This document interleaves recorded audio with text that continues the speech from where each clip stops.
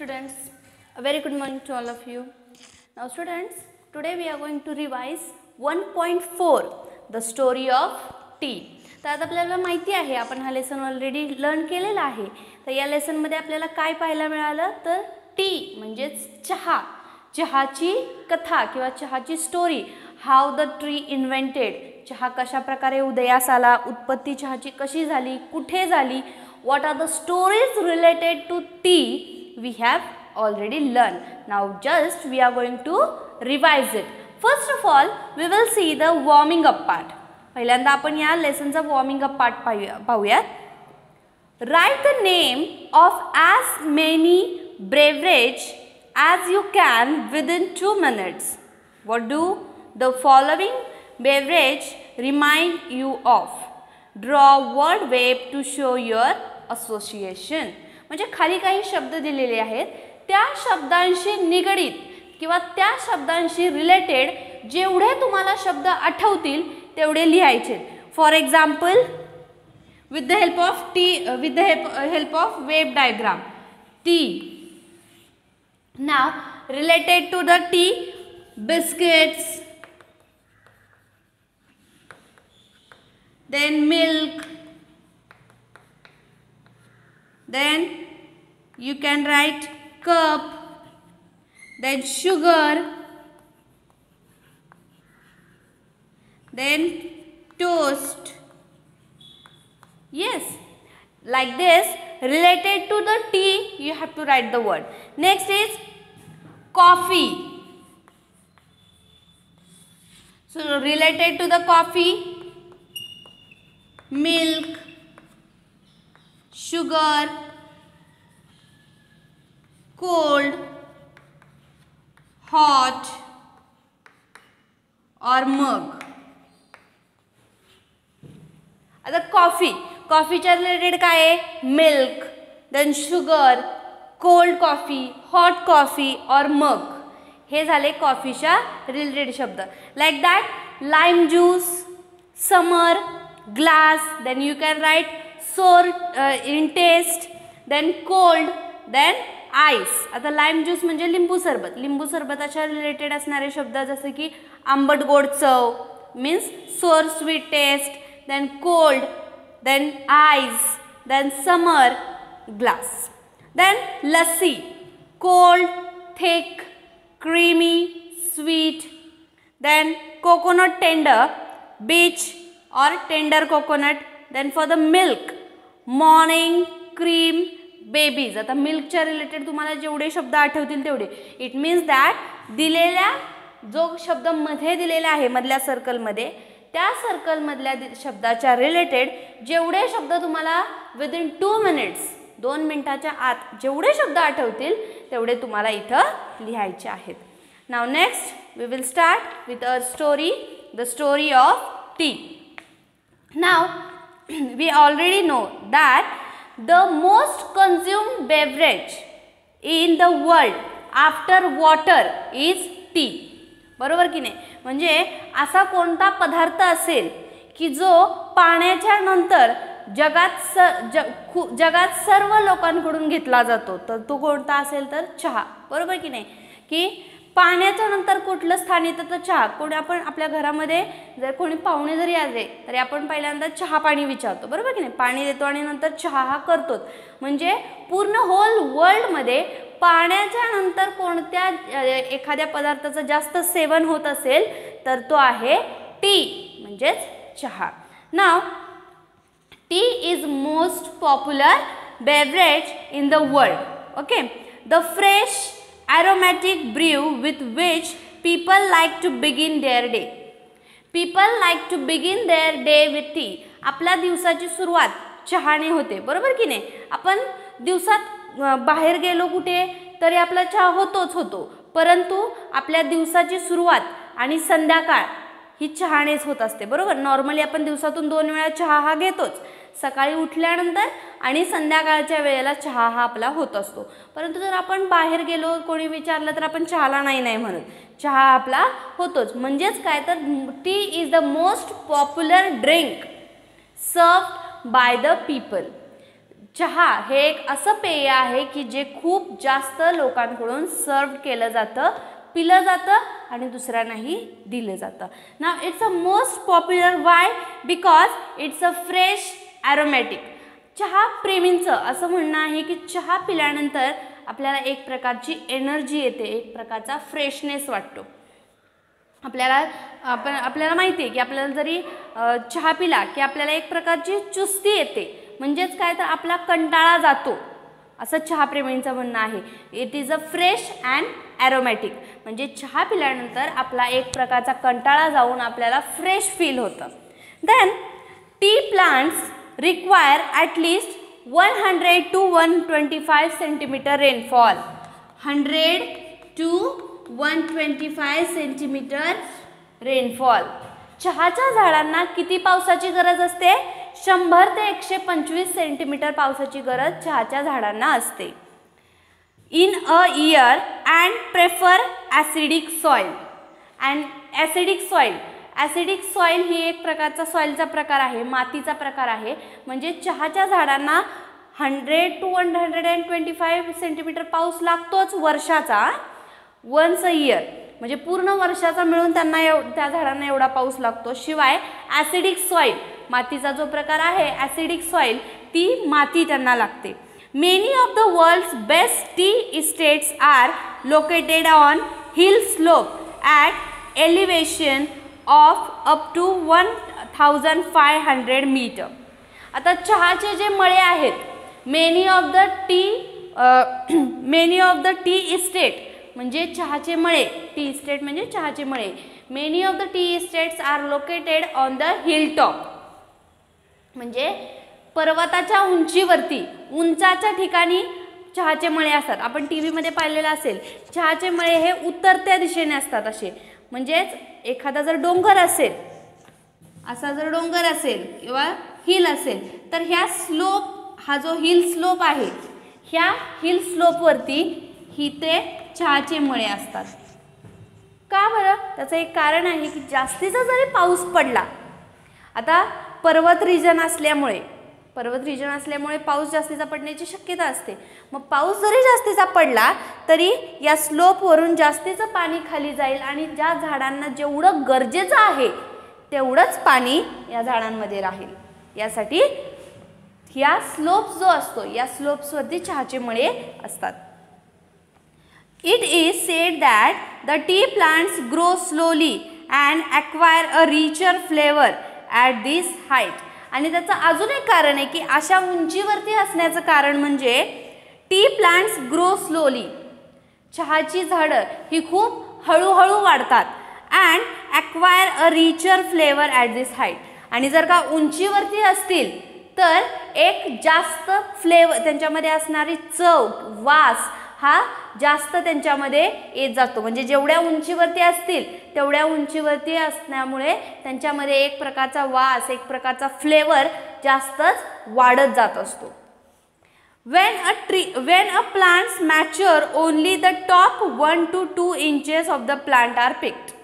आता हे आपल्याला माहिती आहे की जेव्हा चहाचे झाड मॅच्युअर होतं त्यावेळेस चहाचं झाड पूर्णच काटलं जातं का? ज्या प्रकारे आपण गहू, ज्वारी हे जे पीक आहे ते पूर्ण काटून टाकतो आपण, बरोबर की नाही? पण चहाच्या बाबतीत तसं नसतं करायचं. चहाच्या बाबतीत टी प्लांट्स जे आहे त्याचं सुरुवातीच्या वरच्या बाजूला जेवढे 1 to 2 इंचेसमध्ये जेवढे लिव्स असतील तेवढेच लीफ फक्त कट केले जातात. उरलेलं झाड आहे तसं ठेवलं जातं. म्हणजे जर का समजा फॉर एक्झाम्पल हे चहाचं झाड आहे तर फक्त वरचे 1 to 2 इंचेसमध्ये, वरच्या 1 ते 2 इंचामध्ये जेवढी पानं असतील तेवढी फक्त पानं काटली जातात, छाटली जातात. ते हातानं, मशीननं नाही. त्या लेडीज, तिथल्या भागातल्या लेडीज किंवा जेंट्स त्या चहाच्या मळ्यांमध्ये काम करत असताना तुम्ही टी व्हीमध्ये वगैरे पाहिले असेल, त्यांच्या पाठीमागे एक टोपलीसारखे एक अडकवलेलं असतं आणि ते पिक्ट करत असतात. म्हणजे ते तोडत असतात आणि मागे त्या टोपलीत टाकत असतात. म्हणजे फक्त हे वरचे 1 to 2 इंचेसमधले लिव्स तोडायचे आणि टाकायचे, बाकीचं पूर्ण झाड आहे तसं ठेवायचं. थोड्या दिवसानंतर पुन्हा ते झाड वाढलं की पुन्हा वरचं फक्त काढायचं. अशा प्रकारे चहाची तोडणी असते. The teas we buy are usually classified according to their leaf size. आता आपण ज्या दुकानातून चहा वगैरे घेतो तो त्याच्या साईजवरून डिस्ट्रीब्यूट केला. आता आपण चहा दुकानात घ्यायला गेलो की we can see that there are lots of varieties of tea. आपल्याला माहिती आहे आपण जर दुकानामध्ये किंवा मॉलमध्ये चहा घेण्यासाठी गेलो तर चहा पावडर जेव्हा आपण घेतो ती चहा पावडर एकच असते का? No, there are lots of variety in that tea. त्या चहाचे खूप सारे प्रकार असतात, खूप सारे ब्रँड असतात. मग आपण ते ब्रँड किंवा ते प्रकार कशामुळे केलेले असतात तर ही जी चहाची पानं आहेत त्या चहाच्या पानांची साईज, त्यांचा अरोमा, त्यांचा फ्रेशनेस, त्यांचा फ्लेवर याच्यानुसार ते डिस्ट्रीब्यूट केलेले असतात. म्हणजे केवढी साईज आहे, साईज मोठी आहे का, त्याचा वास कोणत्या प्रकारचा आहे, त्याचा अरोमा कसा आहे म्हणजेच वास कसा आहे, त्याचा फ्लेवर कोणता आहे यानुसार ते डिस्ट्रीब्यूट केलेले असतात. तर आता त्यापैकी फर्स्ट आहे आसाम टाईप टी. पहिला चहाचा प्रकार आहे Assam tea. Assam tea characterized by the largest leaves. Assam tea जे असतात त्याचे खूप लार्जेस्ट लीव्स असतात. Largest leaves. आसाम टी जो आहे म्हणजे आसामच्या भागामध्ये जो चहा पिकला जातो त्या भागातील चहाच्या पिकाचे पानं ही खूप मोठी असतात. Largest leaves. Then China type T.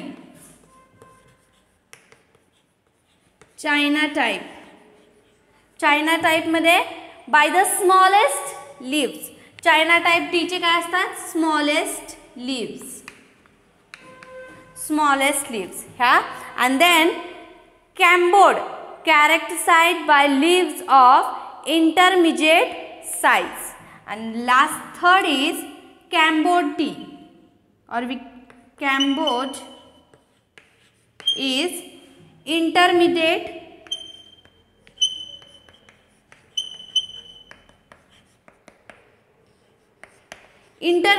means medium. म्हणजे जास्त मोठीही नाही आणि जास्त छोटीही नाही अशी. आता बघा आसाम टी जे आहे त्याचे लार्जेस्ट लीव्स असतात. चायना टाईप टीचे एकदम स्मॉलेस्ट असतात आणि कॅम्बोड टीचे मीडियम साईजचे लीव्स असतात. Then each of these region is famous for the special type of tea it produces which are unique in taste, aroma, strength and flavor. आता चहाचे मळे जिथे जिथे आहेत wherever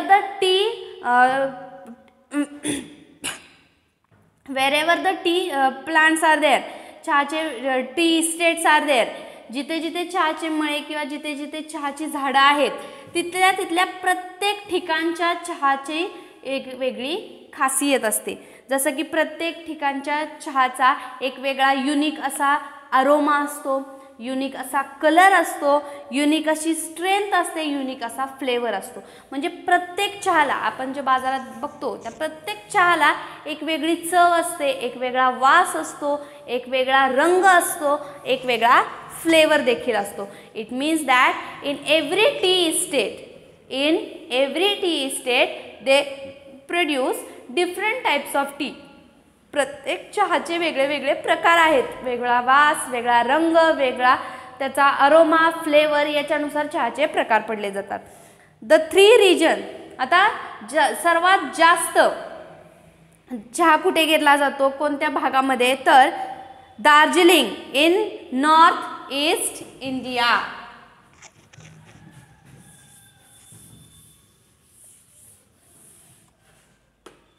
फर्स्ट इज दार्जिलिंग. आता आपल्याला माहिती आहे दार्जिलिंग टी, दार्जिलिंग चहा हा खूप फेमस आहे, बरोबर की नाही. Darjeeling tea is famous one of the state where the tea forms. चहा घेतला जाणारं एक सर्वात महत्त्वाचं ठिकाण म्हणजे Darjeeling in north eastern India.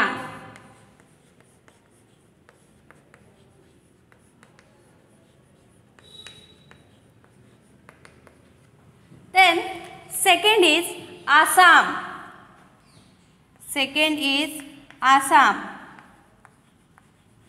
in far northeast India, and third is Nilgiris.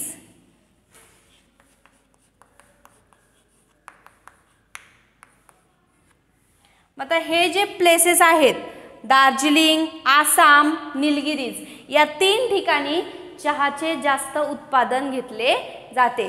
In this 3 region tea plants or tea estate we can find very in large scale. Then most people agree that tea is a refreshing drink. आता खूप साऱ्या लोकांना असं वाटतं की चहा हे एक रिफ्रेशिंग पेय आहे. It contains no carbohydrate, fat or protein.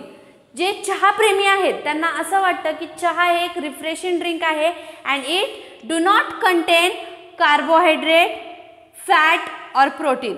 चहामध्ये फॅट नसतं, प्रोटीनही नसतं आणि कार्बोहायड्रेटही नसतं असं चहा प्रेमींचं बऱ्याचशा म्हणणं आहे.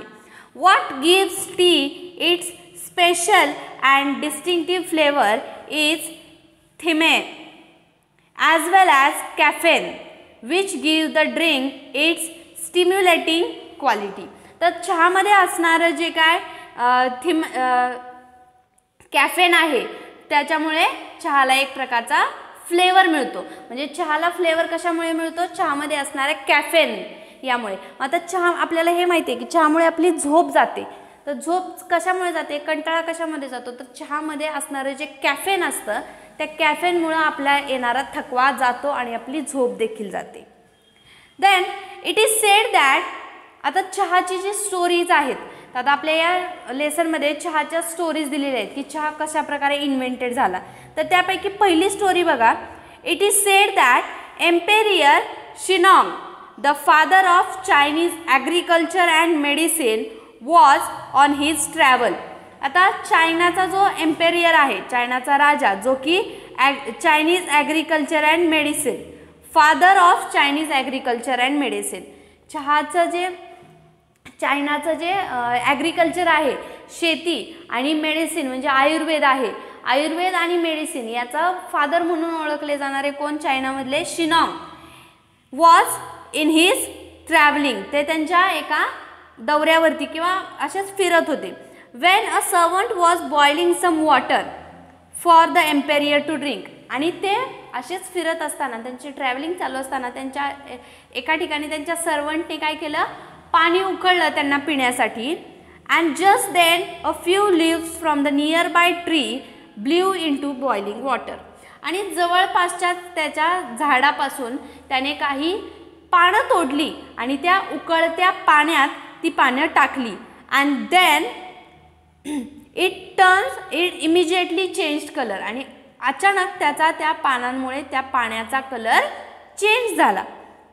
On drinking the water, the emperor was amazed by the rich flavor and the refreshing quality of the resulting infusion. आणि ज्यावेळी त्या उकळत्या पाण्यात त्याच्या सेवकाने, राजाच्या त्या एम्पेरियरच्या सेवकाने त्या झाडाची पानं काही तोडून आणून त्या उकळत्या पाण्यात टाकली, immediately it turns change colour. आता ज्यावेळेस आपण उकळत्या घरीसुद्धा चहा बनवत असताना चहाचं पाणी जेव्हा आपण उकळतो त्यावेळी त्याचा चहा पावडर टाकल्यानंतर त्याचा कलर चेंज होतो, बरोबर की नाही? लाल कलर बनतो त्याचा. म्हणजेच काय तर त्यावेळीसुद्धा तसंच झालं. आणि त्यावेळी त्या एम्पेरियरनं जेव्हा ते ड्रिंक पिलं, आता चहामध्ये बरेचसे काय काय टाकतो, बरोबर की नाही? वेलची टाकतो, आलं टाकतो, देन फ्लेवरसाठी अजून काही फ्लेवर्स असतील चहामधले तर ते टाकतो, मसाला टी पाहिजे असेल तर तो मसाला टाकतो, शुगर, मिल्क, एवढं सगळं आपण चहामध्ये ॲड करतो. परंतु त्यावेळी पहिल्यांदा जेव्हा चहा इन्व्हेंट झाला त्यावेळी फक्त ते झाडाची पानं आणि पाणी एवढंच उकळलं गेलं. पण त्याचा सुद्धा एक अरोमा, त्याचा फ्रेशनेस हा वेगळा होता. त्याच्यामुळे तो एम्पेरियर इम्प्रेस झाला. Excited by the unknown plant and it's amazing flavour. आणि त्याला त्या झाडाची खूप उत्सुकता वाटू लागली की हे नक्की कशामुळे झालं, ह्या पाण्याचा कलर इतका चेंज कसा झाला, आणि शिवाय याचा जो फ्लेवर आहे, याचा जो वास, याची टेस्ट जी आहे, it's amazing. And he also amaze that and he want to know which plant is that or which tree is that. मग त्यावेळी त्या एम्पेरियरला जाणून घेण्याची खूप इच्छा झाली की हे कशामुळे झालं. असं नक्की कोणतं झाड आहे ते. Eight another legend tells us that. आता अजून एक चहाची स्टोरी. आता ही झाली पहिली चहाची स्टोरी की चहा कसा इन्व्हेंटेड झाला, तर चायनाचा जो एम्पेरियर आहे, एम्पेरियर शिनॉंग, त्याच्यामुळे चहा इन्व्हेंट झाला. ही पहिली स्टोरी झाली. दुसरी स्टोरी बघा. Yet another legend tells that it was a Buddhist monk name Bodhidharma. एक बुद्धिस्ट मॉन्क म्हणजे बुद्धिस्ट धर्माचा एक पुजारी म्हणू शकतो किंवा एक बुद्धिस्ट धर्मातला मॉन्क. ओके, तो नेम बोधिधर्मा. तो बोधिधर्मा जो होता, बुद्धिस्ट धर्मातला जो मॉन्क होता Bodhidharma, who was the first to use tea as a drink. त्याने पहिल्यांदा चहा हे पेय पिलं असं मानलं जातं. He was keen to find a herb or a medicinal plant which would help him stay awake and alert for long period of time in prayer and meditation.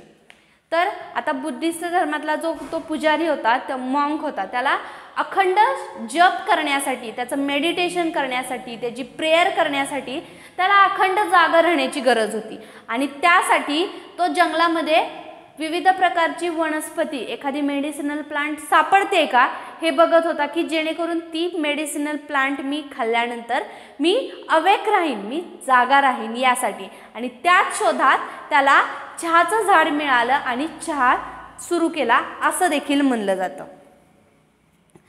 In fact the story goes that the Chinese emperor Huizong was so taken up with tea that he set up a research into the best tea whisking method and also hosted tea making and tea tasting tournaments in the court.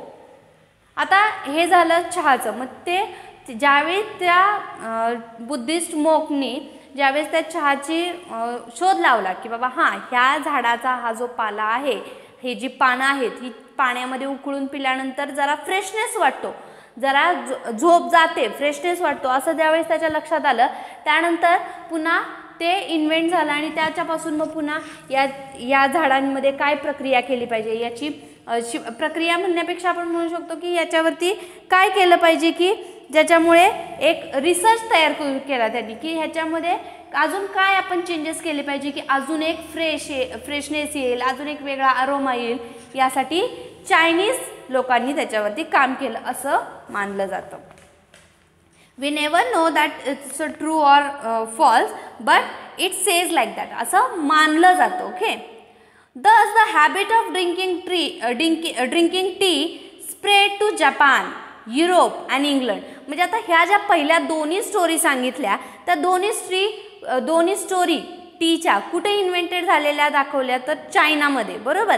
मग चायनामधून ते चहाचे spread कुठेपर्यंत झालं, तर Japan, Europe, England, where it became a fashionable and popular drink among the people. म्हणजे चायनामधून चहा हे पेय हळूहळू कुठपर्यंत पॉप्युलर झालं, तर जपान, युरोप, इंग्लंड, आणि हे पेय एकदम फॅशनेबल आणि पॉप्युलर पेय म्हणून ओळखलं जाऊ लागलं. How did this magical beverage get its name. आता ह्या आता अजूनपर्यंत लोकांना या पेयाला काय म्हणायचं हे माहिती नव्हतं. मग आता ह्या चहाला चहा किंवा टी हे नाव कसं पडलं ते आपण पाहूयात. The Chinese character tu was first used in early inscriptions to describe tea, but later a new character cha was developed to refer specially to tea. तर चायनीज कॅरेक्टर्स आहेत ट्यू आणि चा, या दोघांच्या वरून ट्यू वरून टी आणि चा वरून चाय असं नाव पडलं गेलं असं म्हणलं जातं. मग अजून सुद्धा आपण हिंदीमध्ये चहाला चाय असं म्हणतो. बरोबर. मग चाय वरून परत त्या नावामध्ये अजून इन्व्हेन्शन झालं आणि मग पुन्हा चहा, टी किंवा चाय अशी ही तीन नावं पडली गेली. How did tea first come to India. आता चहा इंडियामध्ये कसा आला. आता चहा इन्व्हेंट कुठं झाला, चायनामध्ये. तिथून तो जपान, इंग्लंडमध्ये स्प्रेड झाला. आता तो इंडियामध्ये कसा आला बघूयात. Historians think that tea had been known in India as a medicinal plant since ancient time. आता हिस्टोरियन्स जे आहेत म्हणजे इतिहासकार जे आहेत, हिस्टोरियन्स म्हणजे इतिहासकार, तर त्या इतिहासकारांचं असं म्हणणं आहे की चहा हा भारतामध्ये ऑलरेडी पहिल्यापासून होता, परंतु ते फक्त मेडिसिनल प्लांट म्हणून वापरलं जायचं, एक प्रकारचं औषधी प्लांट म्हणून ते वापरलं जायचं. But tea was not drunk for pleasure until the British began to establish plantations in the 19th century. In the 1770s the British East India Company. आता आपल्याला माहिती आहे आपल्या भारतावरती ब्रिटिश राजवट होती, बरोबर. आता चहा हा ब्रिटिशांपर्यंत ऑलरेडी पोहोचला होता, बरोबर की नाही. मग ज्यावेळी ब्रिटिश लोक भारतात आले त्यावेळेस त्यांनी इथं चहा प्यायला सुरुवात केली आणि चहाचे मळे चालू केले. म्हणजे चहा पहिल्यांदा ॲग्रिकल्चरमध्ये आणला कोणी, तर ब्रिटिश लोकांनी. भारतातल्या ॲग्रिकल्चरमध्ये चहा आणण्याचं श्रेय सुद्धा कोणाला जातं, ब्रिटिश लोकांनाच.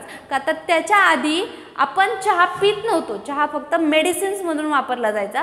परंतु ब्रिटिश लोक ज्यावेळेस आले त्यावेळेस त्यांनी पहिल्यांदा 1770 मध्ये चहाचे मळे सुरू करण्यास सुरुवात केली. देन आफ्टरवर्ड्स त्यानंतर चहाचे मळे इथं घ्यायला लागले. कष्ट कोण करायचे, तर अर्थातच भारतीय लोक कष्ट करायचे. मग ते ब्रिटिश लोकच्या चहाच्या मळ्यातून येणारं उत्पन्न असेल ते काय करायले, भारतातून बाहेरच्या देशामध्ये इम्पोर्ट एक्सपोर्ट चालू करायला लागले. म्हणजे भारतातून तो पूर्ण माल सगळा बाहेरच्या देशांना विकू लागले.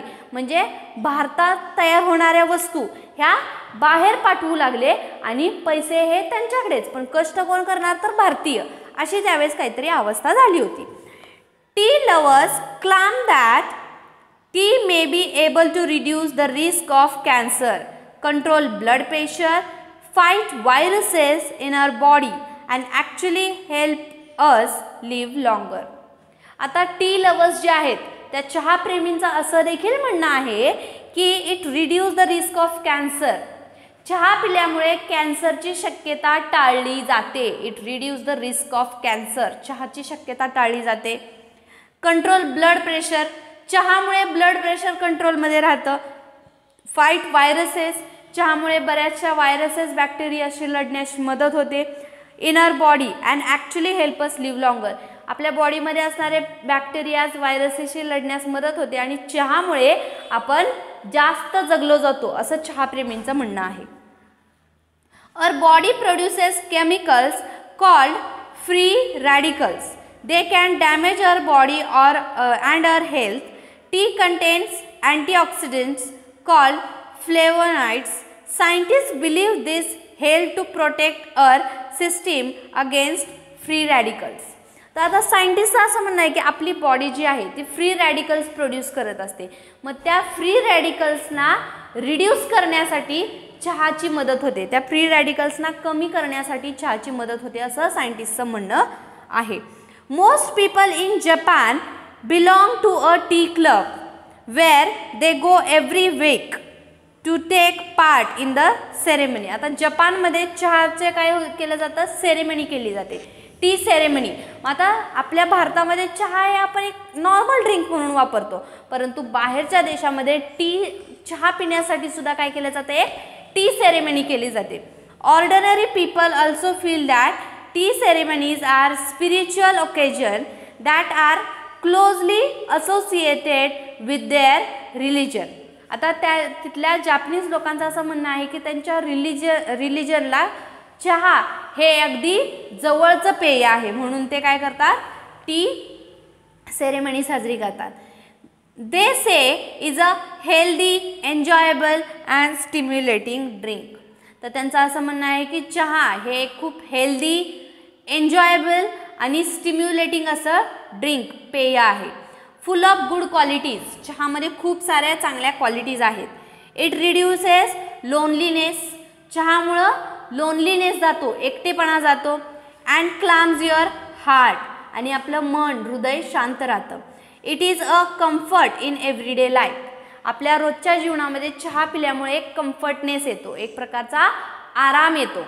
बरोबर. अजून सुद्धा आपल्याला असं वाटतं, आपल्याला थकवा आल्यानंतर आपण काय, what we refers, if we are tired then we refer tea. बरोबर की नाही. आपण जर थकलेलो असेल तर आपण काय रेफर करतो, चहा पिणं.